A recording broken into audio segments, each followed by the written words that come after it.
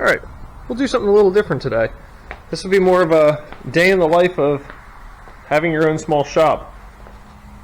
Today we have a 2018 Ford Escape 1.5 liter EcoBoost. This car's in here for an oil change today. Here we go, here we go.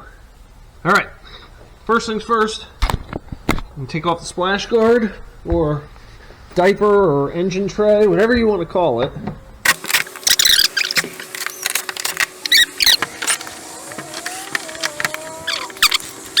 So there's 4 in the front, 3 in the back. Okay. Whoa. Alright. Good deal. Oh boy. Let's hope she's not leaking. Look at that. Brand new short block. Nice and dry. Good, good, good. Everything looks good under here. So this is a 1.5 liter. And what happens is they have an issue with the block where they actually changed the design on it, because what happens is with heat expansion and things like that, the cylinders actually move around in the block and it causes the cylinder walls to crack where the coolant passages are. So what you'll have is you'll have water actually getting sucked down into the cylinders and get misfires and losing coolant. But we'll just go topside real quick, check the coolant, and then I will go and drain the oil out of this guy. Okay. Look at that. We'll just have to go ahead, get the oil filter cracked loose, break the drain plug free, and we'll continue on.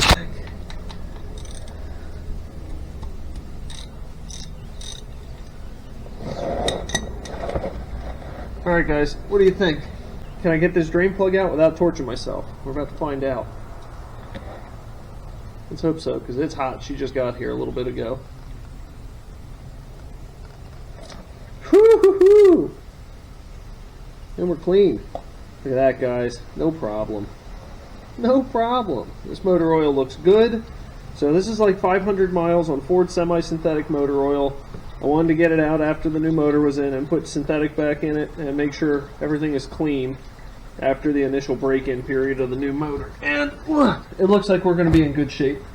As that continues to drain down, we're going to go ahead and take our cap wrench and knock this filter off. Oh, ouch. Hope I'm not leaking. That would suck.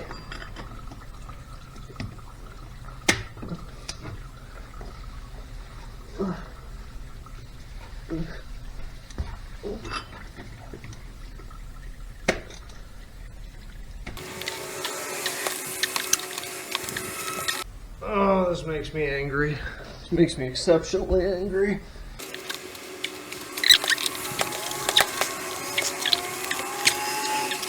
Alright, so you're going to look at this filter when I take it off here. This is not how you put an oil filter on a car.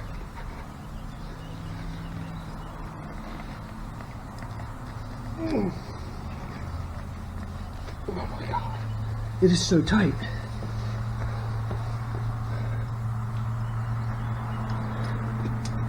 This is a in the life.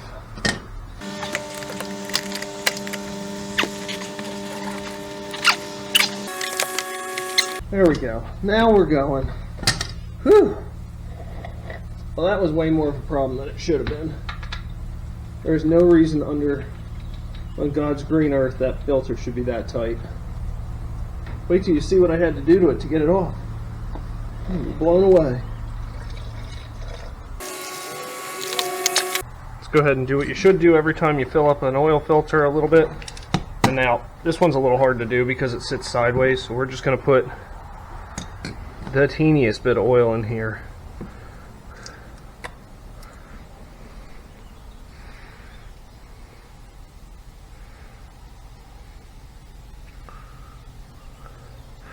Just enough to wet the medium. And we're going to spin her around so that way if I put it in sideways, it won't leak all over my floor. And always remember to wet the seal with new motor oil. I guess you could use the old oil, but for sake of cleanliness, you may as well just use the new oil. And we're going to go ahead and pop that in there. And then we're going to look at the filter I took off. Be right back. Remember, when you put an oil filter back on, hand tight is tight enough.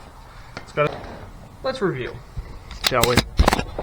This is the oil filter I just removed. Are you kidding me? That's what this required to take off? Go get ourselves a funnel and fill this up. We'll just make sure that there is some oil on the dipstick before we fire it up real quick.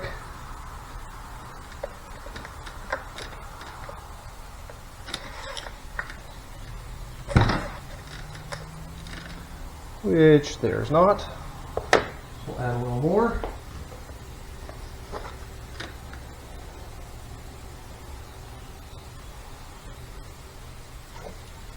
That should be sufficient for the time being.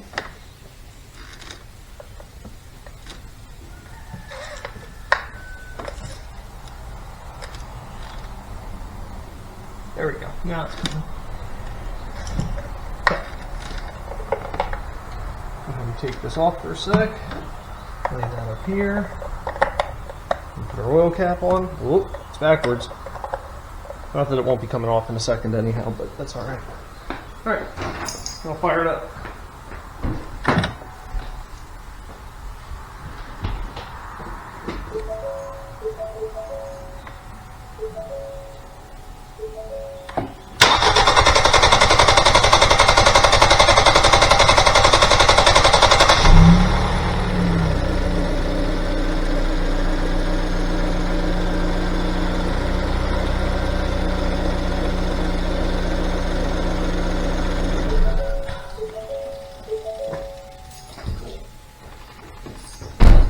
And actually, once I check this oil and we top it off, I want to show you what I did there. Because if you're paying attention, that cranked for quite a while before it actually fired off. And that was intentional. And I'll tell you why, and I'll show you how you do that. Your oil can. That's an oil pressure indicator. So what you can do is foot to the floor on the accelerator. And she won't start until you release the throttle. And that's how you can prime the oiling system very easily to make sure there's motor oil where it needs to go before the engine fires up so you don't have any dry starts. So things we've learned today. If you hold the throttle pedal and crank it, it'll do what they call a flood clear, and it'll just crank wide open, no fuel injected. And then the other thing we learned is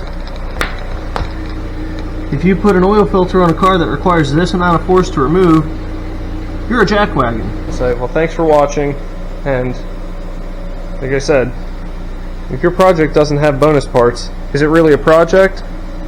The answer is no. And that's how you know this is maintenance, because there was nothing left over. Thanks for watching. Until next time.